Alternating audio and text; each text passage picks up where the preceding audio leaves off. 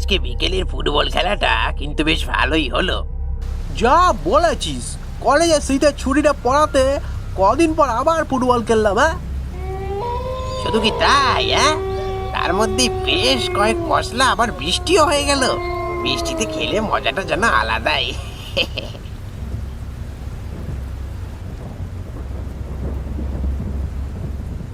লোটে আর বিল্টু নিজেদের মধ্যে কথা বলছে।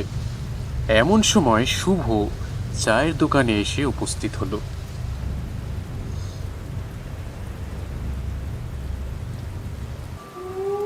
ওরে লুটে বিল্টু, তোরাও তো আছিস দেখছি। বাহ, ভালো ভালো। শুভদা, এই তুমি শুনলাম কোচবিহার চলে যাচ্ছ? বেশ ভালোই হলো। হ্যাঁ, বাড়ি থেকে যাতায়াত করতে তোমার সাথে রোজ দেখাও হতো, এখন তো আবার দেখা হবে। ভাই কি আর করব, চাকরি থেকে যে হুকুম আসে বহাল তবিয়তে তো পালন করতেই হয়। তবে এটা ঠিক যে তোদের সাথে আড্ডা দেওয়াটা খুব মিস করব। আচ্ছা, তোদের কলেজে শীতের ছুটি পড়ে গেছে? ও শুভদা, 7 দিনের ছুটি পড়েছে। বাহ, তাহলে তো খুব ভালোই হলো। এক কাজ কর না, তোরা বরং আমার সাথে চল, ওদের ওখান থেকে ঘুরে আসবি। বাহ বাবা, দারুণ আইডিয়া, দারুণ আইডিয়া। একদম ঠিক, ছুটির কদিন তোমার সাথেই ঘুরে আসি, চলো। বিল্টু আর লোটে বাক্স গুছিয়ে নিয়ে রওনা দিল শুভর সাথে কোচবিহারের পথে। হাওড়া স্টেশন থেকে ট্রেন ধরে কোচবিহারে নেমে সেখান থেকে বাসে করে গড়বেতা পথে ওরা এগিয়ে চললে। বাহ বাবা বাবা, কি মনোরম দৃশ্য। শহরে যান জঞ্জট থেকে বেরিয়ে যেন প্রাণ খুলে নিঃশ্বাস নিতে পারবো। উফ।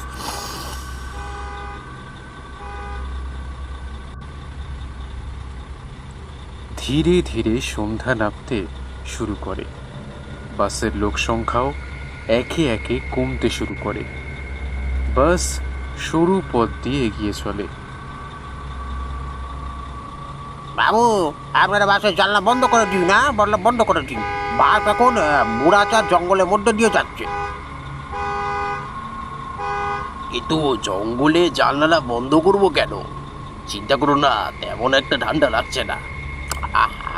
সেই জন্য বলছি না বাবু, আপনারা এখানে নতুন মনে হচ্ছে, তাই না? জানেন না কিছু।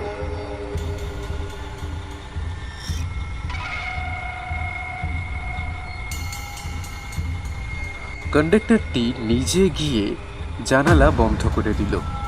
শুভ, লোটে আর বিল্টু ব্যাপারটা ঠিক বুঝতে পারে না। এই যে দেখছেন জঙ্গল, তা রাতের বেলা একেবারে উপযোগী না।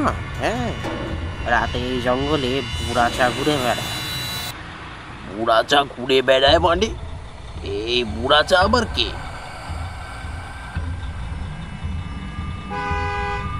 বাস তখন ধীর গতিতে জঙ্গলের ভেতর দিয়ে, ঘন অন্ধকারের ভেতর দিয়ে এগিয়ে চলেছে। চারিপাশে বড় বড় গাছ মৃতদেহের মতো দাঁড়িয়ে আছে। কন্ডাক্টরটি বাসের জানলায় কাঁচ দিয়ে বাইরের অন্ধকার মেপে নিয়ে বলে,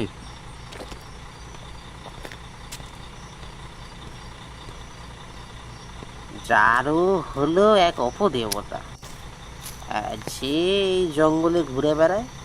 রাতের অন্ধকারে জঙ্গলে কাউকে একা পেলেই আর রক্ষে নেই। মানুষকে একা পেলেই তার শরীরে ভর করে। এই তারপর তারপর এরপর যার যাতে এই ঘটনা ঘটেছে তারাই জানে। তাহলে আপনি এই পথে রাতে বাস নিয়ে আসেন কেন?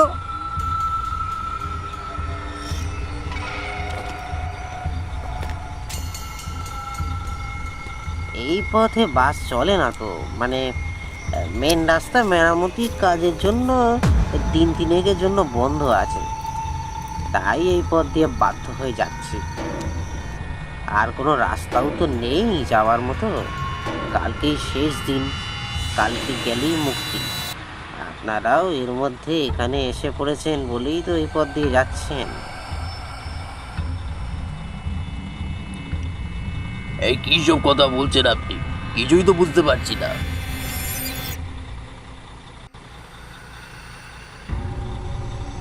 সবাই কথা বলছে, হঠাৎ একটা বিকট শব্দ জঙ্গলের ভেতর থেকে ভেসে আসছে। গলাটা কোনো মানুষ বা জন্তুর মনে হলো না।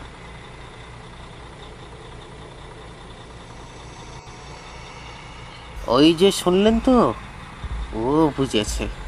হ্যাঁ, মানুষ এই জঙ্গলে পথ দিয়ে যাচ্ছে, আমাদের আটকানোর চেষ্টা করবে কিন্তু। কন্ডাক্টর বাস ড্রাইভারকে উদ্দেশ্য করে বলে, এই গাড়ির স্পিডটা বাড়া, একদম কোথাও থামবি না।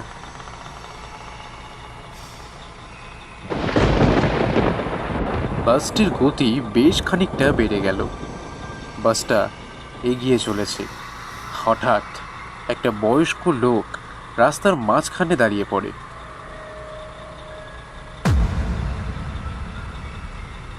এই কি, বয়স্ক লোকটি এত রাতে জঙ্গলে কি করছে?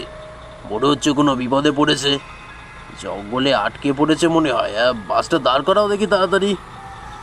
হ্যাঁ, এইসব কি যাতা বলছেন আপনি?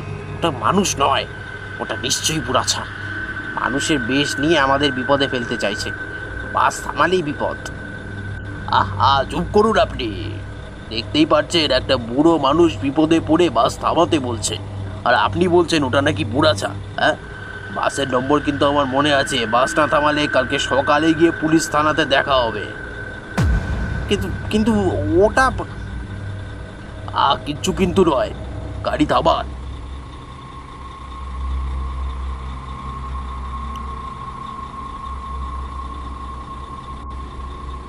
শুভর কথা শুনে কন্ডাক্টরটি অনিচ্ছা সত্ত্বেও বাসটি থামাতে বলে।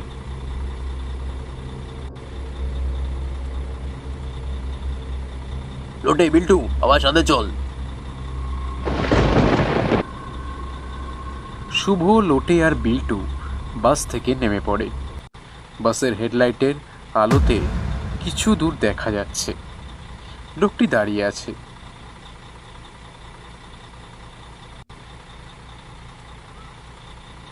চারিপাশে ঘন কালো অন্ধকারে ঢাকা, যেন মনে হচ্ছে কালো অন্ধকারের ভিতরে কারা যেন নড়ছে।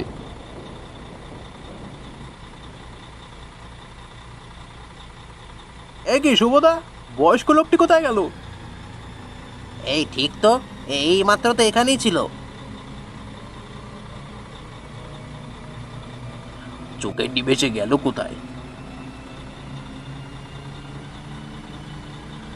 কাঁচা রাস্তার পাশে বটগাছটা হঠাৎ জোরে নড়ে ওঠে।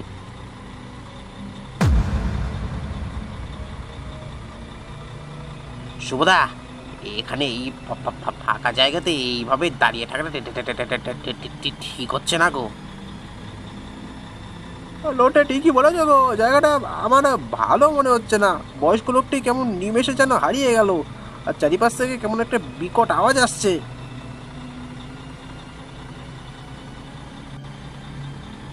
শুভ, লোটে আর বিল্টু আবার বাসে ফিরে এলো।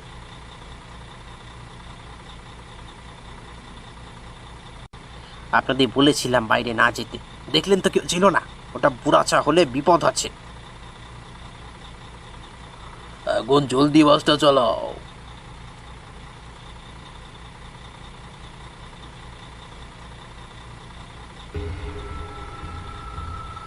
কি গো শুভদা, তুমি বারবার পিছনের দিকে তাকাচ্ছ কেন? শুভ আরও একবার পিছনে তাকিয়ে দেখে এবং বলে, কেন জানি না, মনে হচ্ছে বারবার কেউ যেন আমার কানে ফিস ফিস করে কিছু বলছে।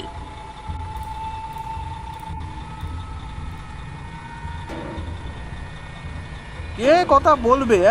কেউ কোথাও নেই তো।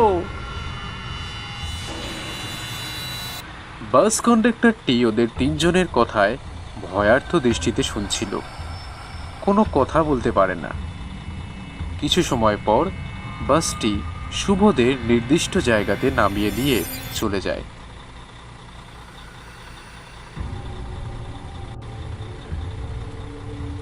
আপনারা সবাই সাবধানে থাকবেন। বাসটা চলে যাওয়ার পর শুভ, লোটে, বিল্টু কোয়ার্টারের দিকে এগিয়ে যায়।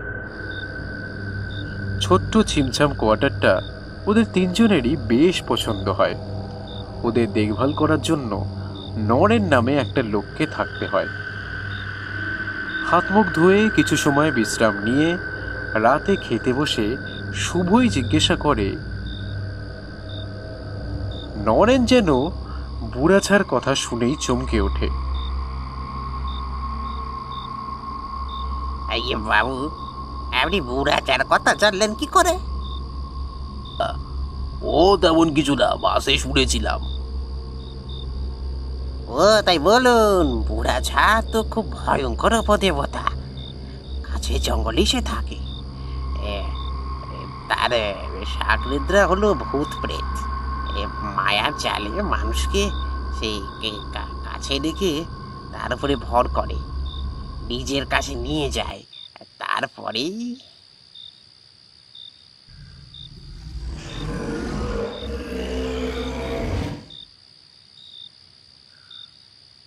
কোয়ার্টারের চারপাশে একটা চাপা গোঙানি শব্দ ভেসে আসে, আর একটা কালো ছায়াকে জানালার বাইরে দেখা যায়।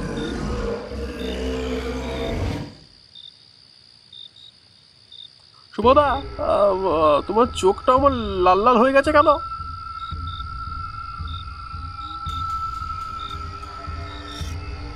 কি জানি, হবে হয়তো। আমার তো কোনো অসুবিধা হচ্ছে না। আজ আমার ঘুম পাচ্ছে, আমি ঘরে গেলাম, তোরা আয়। এই বলে সবাইকে অবাক করে শুভ ঘর থেকে চলে যায়।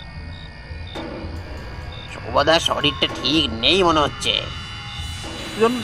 সারা দিনের ধকলের জন্য অমন হতে পারে।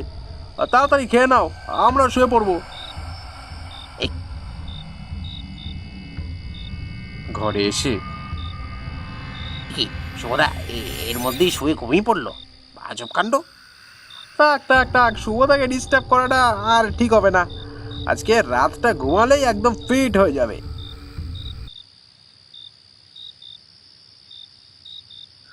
লোটে আর বিল্টুও খাটে যে যার জায়গা মতো শুয়ে পড়ে।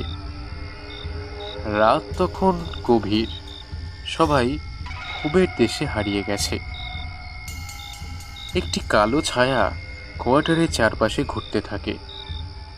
বোঝা যাচ্ছে যেন কারোর অপেক্ষাতে আছে।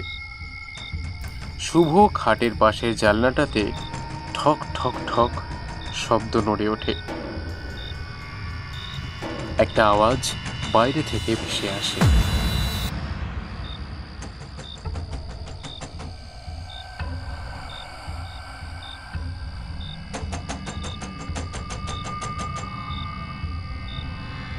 বাবা, আমাদের বাঁচাও, বাঁচাও, আমাদের আমাদের বাঁচাও।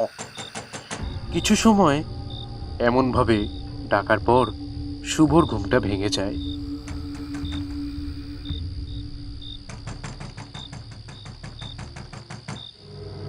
এত রাতে আবার কে ডাকছে?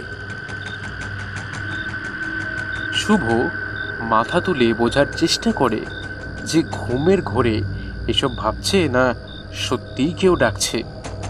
কান খাড়া করে বুঝতে পারে আবার সেই এক গলা। শুভ খাট থেকে উঠে গিয়ে জানলা খোলে। বাইরের অন্ধকারে পরিষ্কার কিছু দেখা যাচ্ছে না, হালকা কুয়াশা পড়েছে।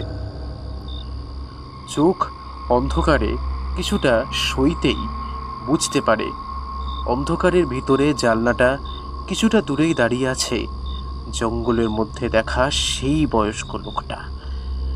চোখে অসহায়তার ছাপ স্পষ্ট। এ কি, এত রাতে আপনি এখানে কি করছেন? বাবা, খুব বিপদে পড়েছি, তোমার সাহায্য চাই।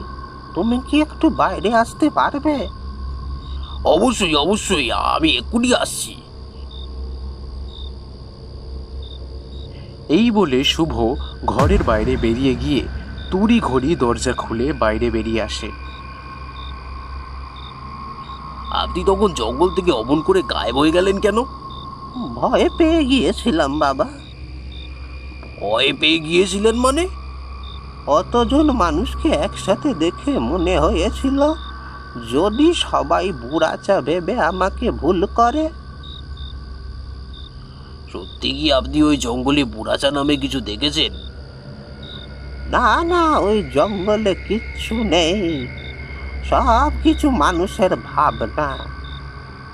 আচ্ছা, ওইসব কথা ছাড়ুন। আপনি এত রাতে এখানে কেন এবং কিভাবে এলেন তাই বলুন। আমার ছেলে খুব অসুস্থ, ওকে হাসপাতালে নিয়ে যেতে হবে। তার জন্য তো ডাক্তার দরকার, আমি গিয়ে কি করব?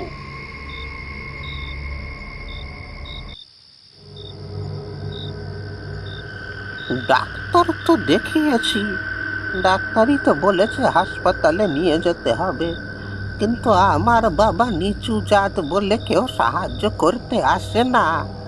অনেক কষ্টে ডাক্তারকে ডেকে এনেছিলাম, উনি বলেছিলেন আজকে রাতেই বনবসত না করলে বাঁচানো মুশকিল হবে বাবা। কিন্তু আমি তো এখানে নিজেই আজকে এসেছি, আমি তো এখানকার পথঘাট চিনি না, কি করে আপনার ছেলেকে হাসপাতালে নিয়ে যাব? সে আমি ঠিক বন্দোবস্ত করব, শুধুমাত্র তুমি থাকলে আমার ছেলেকে হাসপাতালে ভর্তি নেবে, না হলে হয়তো ভর্তিটাও নেবে না। সবাই যখন জঙ্গলে বুড়াচার জন্য নামতে ভয় পায়, সেখানে তুমি যখন নেমেছিলে তখন আমি বুঝতে পারি তুমি অন্যরকম মানুষ। হ্যাঁ, সেই জন্যই তো তোমাদের পিছনে পিছনে এখানে চলে এসেছি।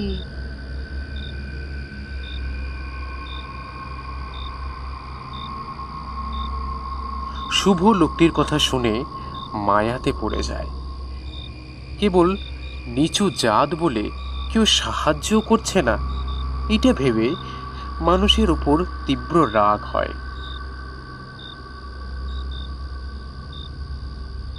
ঠিক আছে, আর কোনো চিন্তা করবেন না, আমি আপনার ছেলেকে হাসপাতালে ভর্তি করবই।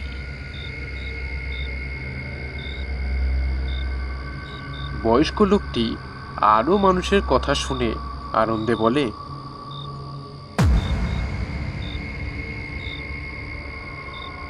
আচ্ছা, আমার সাথে এসেছে লোটে আর বিল্টু, কেউ যদি ডেকে নিই ওদেরকে তাহলে কি সুবিধা হবে?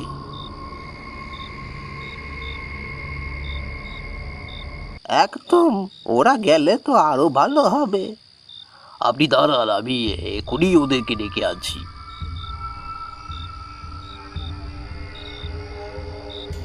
শুভ ঘরে গিয়ে লোটে আর বিল্টুকে ডেকে তোলে। শুভর মুখে সব শুনে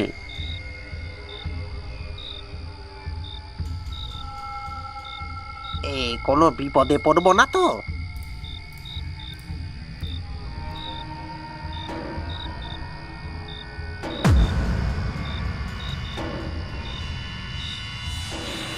আরে ধুর, পোড়াচা বলে কিছুই নেই, এখন তাড়াতাড়ি চল, একটা জীবন কিন্তু বিপন্ন অবস্থায় আছে।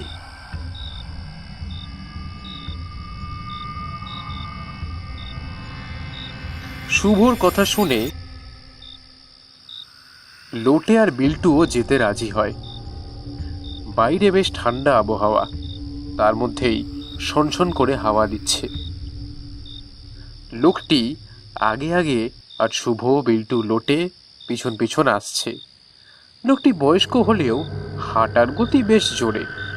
ওরা তিনজন জোয়ান ছেলেরাও রীতিমতো পিছনে পড়ে যাচ্ছে।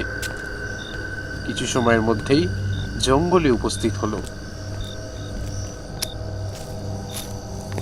তোমার বাড়ি এই গভীর জঙ্গলে কোথায়? অত ভাবছো কেন? এখানেই আমার বাড়ি, ঠিক জায়গাতেই আপনাদের নিয়ে যাব।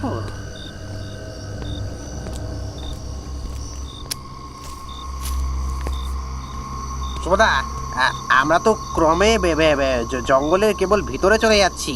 এই গভীর জঙ্গলে কারোর বাড়ি হতে পারে নাকি গো? জঙ্গলের চারিপাশটা দেখেছো কেমন ভয়ঙ্কর সব আওয়াজ আসছে? হ্যাঁ,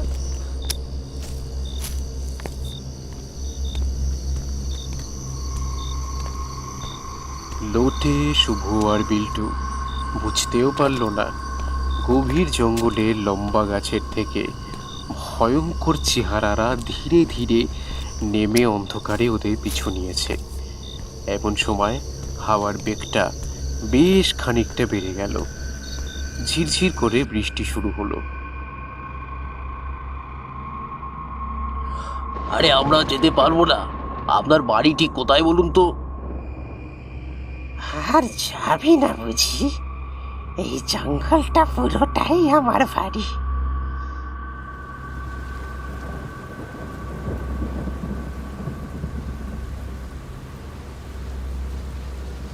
এই বলে বয়স্ক লোকটি পেছন দিকে ঘুরতে শুরু করে, আর সাথেই তার চেহারাও পরিবর্তন হতে থাকে।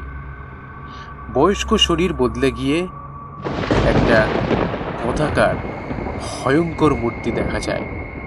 এমনকি পিছনে তাকা চেহারাগুলিও দেখা যায়।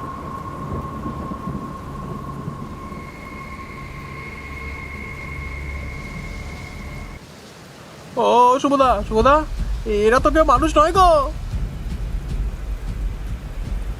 তার মানে সত্যি জঙ্গলে বুড়াচা আছে? বাবারে বাবারে বাবারে!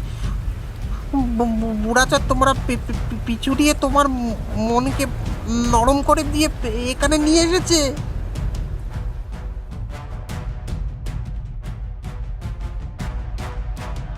ওই বাদে পা দিয়ে ভুল করে ফেলেছি।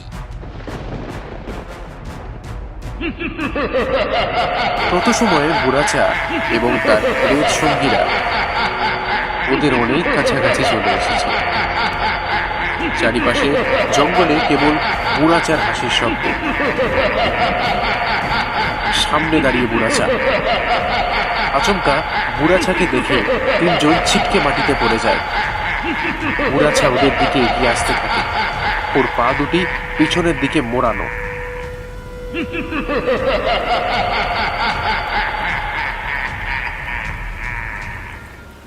শুভ, লোটে আর বিল্টু যেন নিজেদের মৃত্যুর জন্য অপেক্ষা করছে, কিন্তু বিধাতার ইচ্ছে অন্যরকম। ভোরের প্রথম আলো দেখা যায়। জঙ্গলের পাখিরা দিনের শুরুতে আগামী বার্তা তাদের সুমধুর কণ্ঠে জানায়। আলোর জন্য বুড়াচা নিমেষে মিলিয়ে যায়।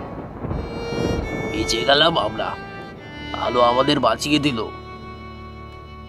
মৃত্যুকে যেন ছুঁয়ে ফিরে এলাম। সত্যি এ জঙ্গলে বুড়াচা আছে। রাতে এখানে এলে আর রক্ষে নেই।